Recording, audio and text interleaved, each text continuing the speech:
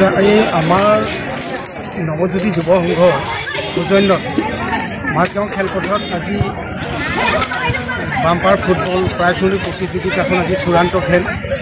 এই চূড়ান্ত খেলখনত সৰুপথাৰ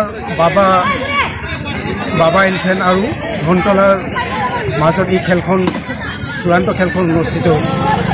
গতিকে ইয়াতে বাবা এলিফেণ্টে জয় হৈছে।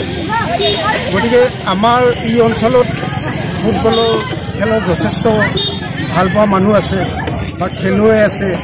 আমাৰ মাজগাঁৱৰ পৰাই ভাৰতৰ খেলুৱৈসকলকো লগতো প্ৰতিনিধিত্ব কৰা আমাৰ মাজগাঁৱতে আছে। গতিকে সেই ক্ষেত্ৰত আমি ইয়াত থকাৰে পৰাই ফুটবল খেল আমি ইয়াত প্ৰায় অনুষ্ঠিত কৰি আহিছোঁ। এইবাৰ আমি অকণমান অনুষ্ঠিতীয়াকৈ অনুষ্ঠিত কৰা হ'ল।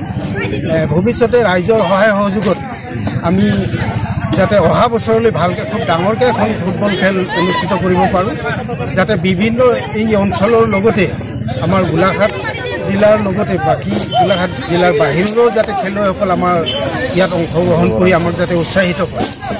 গতিকে তাৰ বাবে আমি চেষ্টা কৰি আছোঁ। গতিকে খেলপথাৰখনকো আমি অকণমান যাতে চৰকাৰ ফালৰ পৰা কিবা সহায় সাহায্য কৰিলে এই খেলপথাৰখনটো অকণমান আৰ্টফিলিং কৰি যাতে আমি অলপ দেখনীয়াল কৰি যাতে খেলাৰ উপযোগী কৰি তুলিব পাৰোঁ, সেইখিনিও আমি চৰকাৰৰ লগত আমি যোগাযোগ কৰি আছোঁ বা কৰি আছোঁ।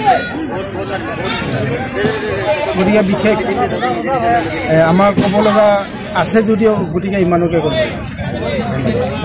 মাজগাঁও নৱজ্যোতি যুৱ সংঘৰ সৌজন্যত বাম্পাৰ ফুটবল প্ৰতিযোগিতাখনেই আজি আমি সফলভাৱে সমাপ্ত কৰিছোঁ।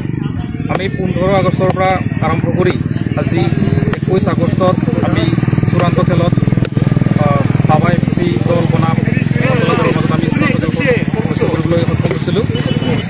এই চূড়ান্ত খেলখনত আমি পোনপ্ৰথমতেই প্ৰদৰ্শনীমূলক হিচাপে ছোৱালী ফুটবল দল মিংবাং বনাম ফুৰিবাৰী অনচাই ইউনিট কোচিং চেণ্টাৰৰ লগত আমি প্ৰদৰ্শনীমূলক হিচাপে ফুটবল খেলখন আয়োজন কৰিছিলোঁ।